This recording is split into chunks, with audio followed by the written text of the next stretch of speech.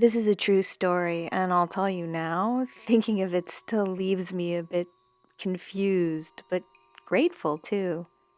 It happened on vacation to the California Redwoods with my family. It was a beautiful place, and we were having a great time hiking up the trail towards the Hanging Gardens, which were supposed to be amazing. We were taking it slow, just enjoying the life around us. Partly, I admit, because I have bad knees and everybody was going at my pace. Even so, it was my aunt who soon tired and decided she couldn't make the trek up the river and back. She said she would head back to the car and wait for us there, and that we should go on ahead and take lots of pictures. We all really wanted to see the gardens, so we went on without her, even though I had this strange feeling that we shouldn't leave her alone. The closer we got to the gardens, the more uneasy I became about leaving my aunt. And soon I couldn't think of anything else. I was so worried about her, I decided to turn back and try to catch up with her. I walked at a brisk pace down the path, and soon I started to run, which is something I don't normally do because of my bad knees. But I just felt this overwhelming urge to reach my aunt as quickly as possible. I started to weave my way over the banks and the logs, and soon I was jumping over the logs and almost flying over rocks and sand. And I never lost my balance, never touched the water. I'm not a runner by any means, and I expected to trip at any moment or to feel pain in my knees, but I never did. Then I found myself running through the trees, not even on the trail. Yet I wasn't worried about getting lost. I didn't feel like I was alone either. There was something in the corner of my eye. I could just see a hint of it. I thought maybe it was a deer, but sometimes it almost seemed human like as well, and there might have been more than one of them. But the weird thing is that didn't bother me because I really did feel like a deer myself, bounding around trees and over rocks, sprinting through this amazing forest of so many different shades. It was like a dream. Then the trail was there, and I was running down it. It was just there all of a sudden, and my aunt was up ahead. I came up beside her, and she startled so bad I thought she'd fall into the bushes. She said she didn't hear me coming at all, though my feet had been pounding down the trail, and she had looked back just a moment before and hadn't seen me. That shook me, and I think her too, because neither of us spoke for a minute. The whole thing was bizarre. It had taken me such a short time to catch up to her, though we had come a long way. And the strangest thing was, I was only slightly out of breath, and my knees should have been killing me, running downhill and darting all over. They would have normally, but they had no pain at all. I still have no idea how I even navigated off the path and then back onto the trail without getting lost, because I don't have a good sense of direction, and normally I would never try to veer off the path. It just doesn't make sense unless I was elsewhere, perhaps on a fairy path. I don't know, but I definitely feel like I had a guide, or perhaps guides. I have no other explanation. It was an exhilarating experience. I truly felt at one with the forest for that brief time. A man came down the trail a few minutes after I got to my aunt. There was something off about him, and both my aunt and I had a really bad feeling. I started to think that if my aunt had been alone, he might have tried to hurt her. I can't say for sure, but I think whatever powers got me to her side quickly did so for a good reason.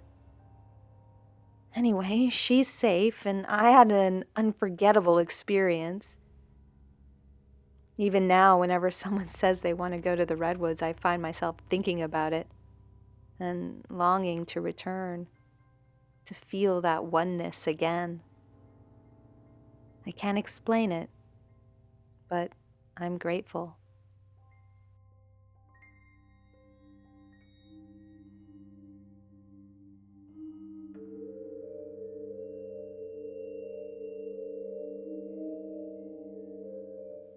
Myself and two friends, all 18 to 21, went to a golf course one evening with the intent to just hang out. Upon arrival, it began to sprinkle, so we decided to head towards this fort some kids had built in a nearby wood. As we were walking down the fairway, we saw what I can only describe as a creature walking up towards us from the opposite end. Now, it was dark out, probably around 9 p.m., but quite misty at the same time, and the mist was reflecting sufficient light from nearby homes and street lamps that the silhouette of the creature was quite visible, even at 50 yards. So it continued to approach us for several minutes, and we kept walking towards it. My friends and I were trying to figure out what it was. It had an apparently human gait, but was much too short to be human, so we were confused as to what we were seeing. We only stopped walking, us and the creature, when we were within perhaps 3 feet of each other. I swear I thought I was looking at some kind of very little man, maybe 18 inches in height, and was stunned and literally speechless. I bent over to make sure I had a very clear look at what I thought I was looking at, and my face and his, the creature, were at one point perhaps 12 inches apart. I was still speechless, but the friend closest to me blurted out, "It's a little man." I turned to look at my friend and then passed him to my other friend, who immediately followed up with, "It's a skunk." I turned back to the creature, and it now appeared to be a skunk. It didn't look like a little man at all. So the creature, skunk, whatever it was, turned and ran back the way it came. We turned and ran the opposite direction, and the experience ended. Now, I know this is not some kind of recollection of a dream or something because all my friends remember it. And for years after the event, that same friend group would poke fun at each other with the phrase, "It's a little man," anytime something even slightly or unusual or unexpected happened, and we'd all burst out into laughter. But no matter what anybody tells me, what I saw when I bent over wasn't a skunk, but a little man. He had short, curly hair, no hat, a suede-like outfit, apparently handmade. I'm guessing at its age, but he most resembled a human only a few years older than I was at the time, mid-20s. I hold an MA in psychology and I'm working on turning that into a PhD, so I do not speak of this sort of thing often, but there it is for the record. End note, I have recently, within the past 10 years, been involved in regression-type experiments in which I was to be arbitrarily regressed to some point in my youth as part of the process. I asked the hypnotist if it would be all right to regress me to a specific event, this one, without giving him any details as to the true experience. And he agreed to do so. In that regression, I re-experienced the event vividly, and it closely coincided with my memory, except for 2 details. One, the regression was much better lit than the original experience.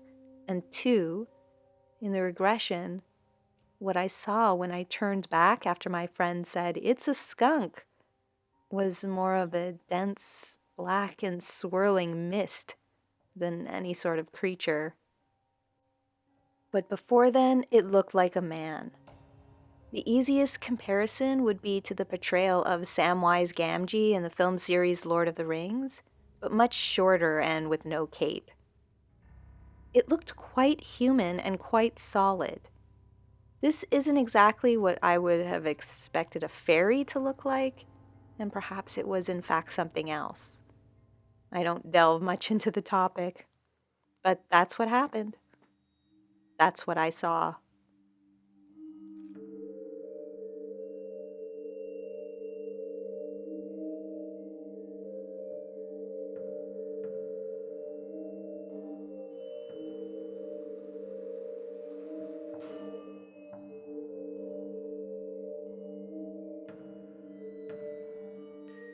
I want to start by saying that English is not my first language, so please excuse any grammar mistakes. This happened a few years ago. I can't remember the exact date since my whole childhood is kind of a blur. But what I do know is that I was somewhere between 7 and 10 years old. I live in the eastern part of Romania in a little town with my grandparents since I was 3 or 4 years old because my parents are working abroad. As a child, I was introverted and used to play by myself a lot. I love nature, animals, and everything that had to do with magic or supernatural beings. Anyway, back to my story. It was a normal summer night, and I was asleep in my room. I woke up for reasons unknown somewhere between 2 and 3 in the morning. And when I opened my eyes, I saw this tall, black figure standing on the edge of my bed. The figure was very tall, maybe 1.8 meters, and it was covered with black fur. Its head was cat-like, with big eyes and a large smile, both of them glowing in the dark. Its long arms weren't rested on the edge of the bed. They were stretched around it, about 1 meter or so. I remember looking into the creature's eyes for a bit, and everything was quiet. It just kept looking at me. After a few seconds, I realized that a second creature was standing to the left of me. But the only difference was that this one's head shape was round. I think the whole situation lasted about 5 minutes or so. After that, my kid instincts kicked in, and I started yelling for my granny, saying that something was watching me. The next day, I remembered everything clearly and even tried to draw the creatures. I was certain it wasn't a dream.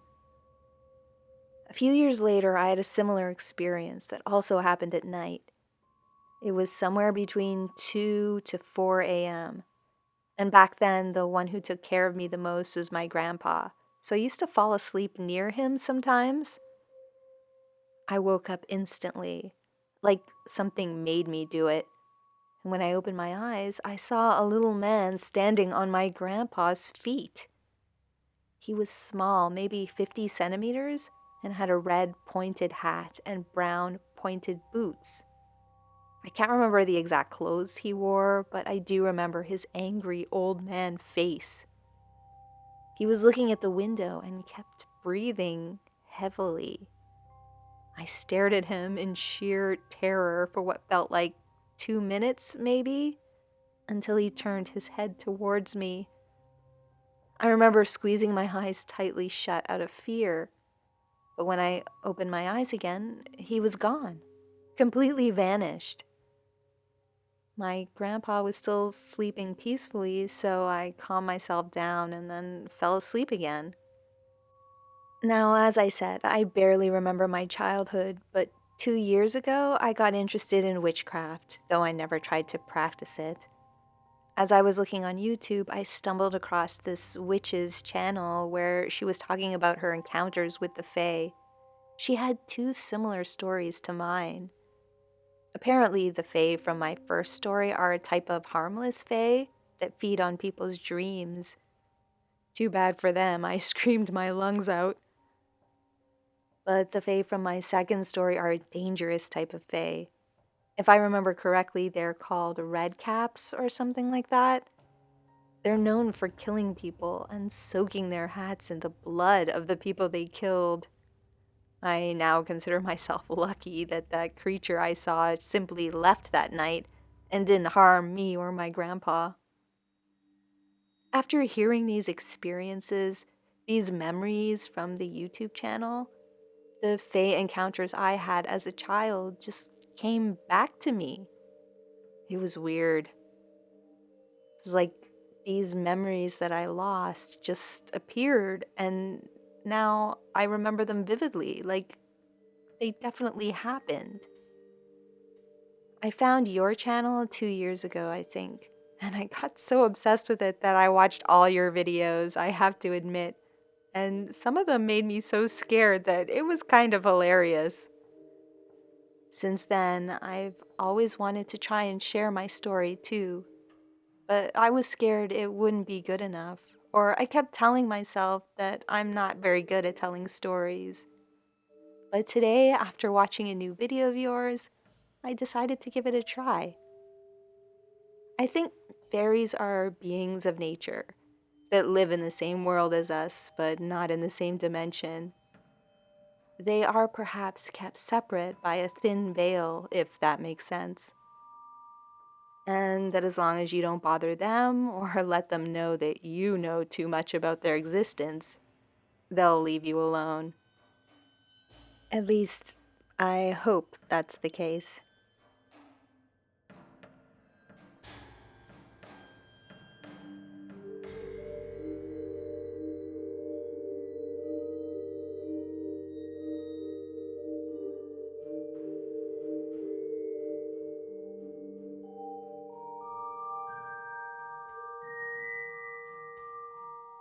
I was born in New Brunswick, Canada, into a military family, but we moved to Lahr, Germany after I finished kindergarten.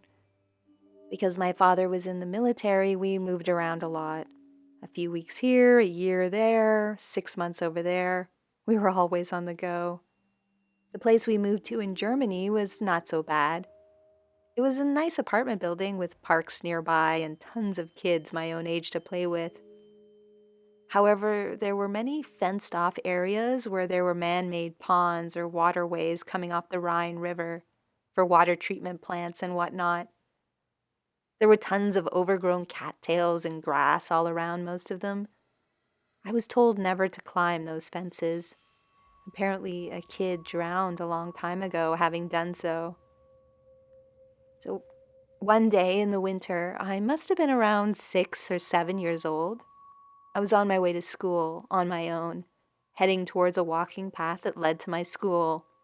The path was lined with fences that I wasn't supposed to climb.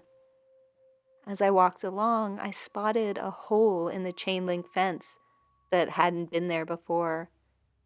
There was a sign that said, "Stay out, no trespassing," which had been ripped half off the fence. Through the hole, I saw some friends of mine playing out on one of the ponds, which had been frozen in the cold weather.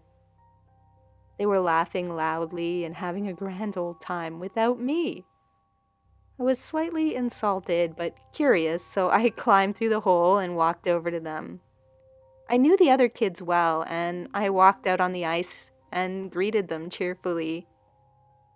Then, all of a sudden, we all heard an ungodly cracking and rumbling sound. A second later, I went through the ice. I bobbed back up immediately, desperately trying to catch my breath and grip onto the outer edges of the ice hole I was in. The pond was deep enough that I wasn't able to touch the bottom. I was panicked with the shock of the cold and severely weighed down by my book bags, snowsuit, and big winter boots. I was not getting out. My friends panicked too and bolted off the ice, frightened they would fall in. And then they ran to find help. But this meant I was all alone with no one there to pull me out. Very quickly, I got tired from treading water, waterlogged and terrified, and I felt myself start to slip down into that hole with no one in sight. And I thought, this is it. This is how I go. Then, the next thing I knew, I was sitting on a cement barrier, and 3 teenage kids, 2 girls and 1 boy, were wringing out my socks, hat, gloves, boots, and snowsuit. I was confused because I didn't think I had blacked out, and yet somehow I was out of danger and almost dry.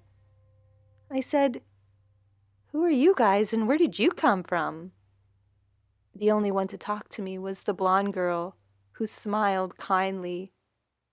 She had the most beautiful blue eyes I'd ever seen, like a Siberian husky.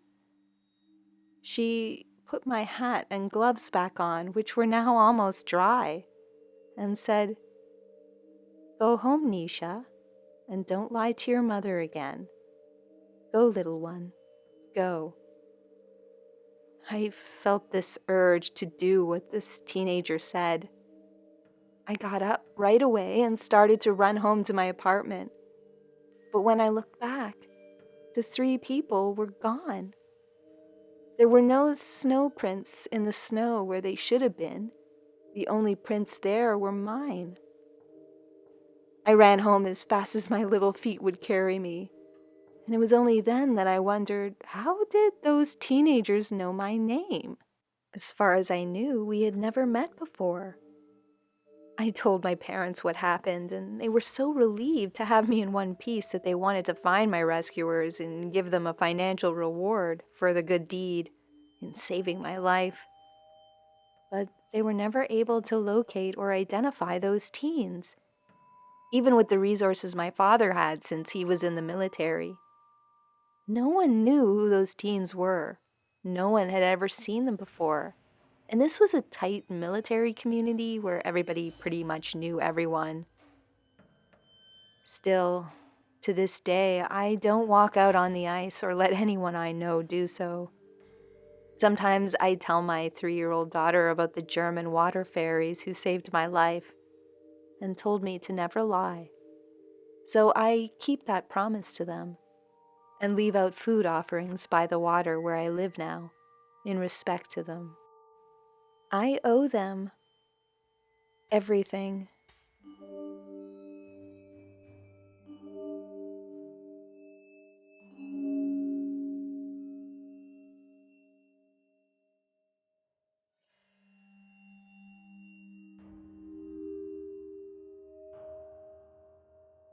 As many children do, I believed strongly in magic and fairies and darker things, and had since I was very young, but it developed into more of an interest than a belief as I grew up, until something happened.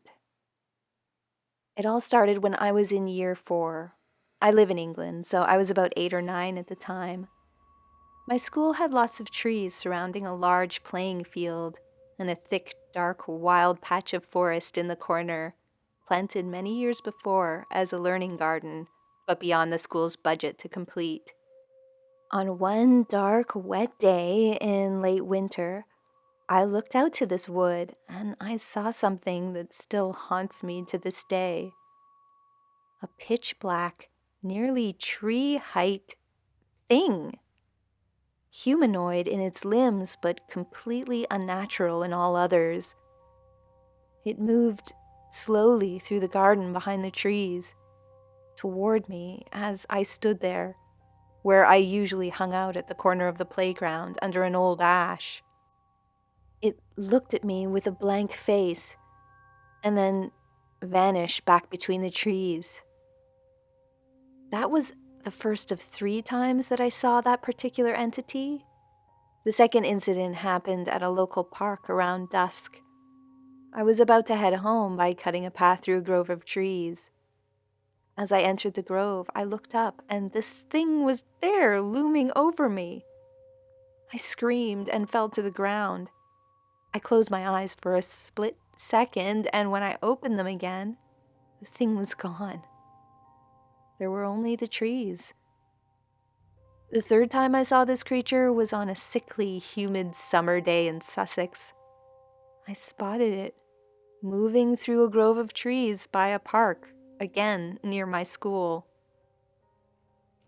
And that summer, I started having terrible recurring nightmares about this ash tree at that school, the tree that I used to hang out under. the tree I felt a connection with. In the dream, it was being felled, and I remember waking up with this immense, all-consuming sadness. During that same summer, I also had dreams about this tree-like entity and a small portal among the roots at the bottom of the same ash tree at school. I've often wondered about that tree and if maybe I was able to see the creature because of a connection I felt with it. Sadly, last week, that tree was partially cut down, and it really broke my heart. But since then, strange things have started happening again. Things that I haven't experienced since I was a child. I've started hearing voices, and I saw a leafy green man just a few days ago out of the corner of my eye. I was sat quietly in my living room when I started hearing high-pitched bells in the distance. And that's when I saw this face there for a split second and then gone. Fairies. I know it's got something to do with fairies, but I don't understand what. Were they trying to tell me something all those years ago? Are they trying to tell me something now? I feel their presence, and though they frighten me and baffle me, I also find it oddly comforting knowing they're out there, and there's more to this world than we recognize. But I wish I know what they were trying to communicate to me. I wish I could help them if that's what they want. Sadly, when it comes to the fairies, I don't think we'll ever get a straight answer.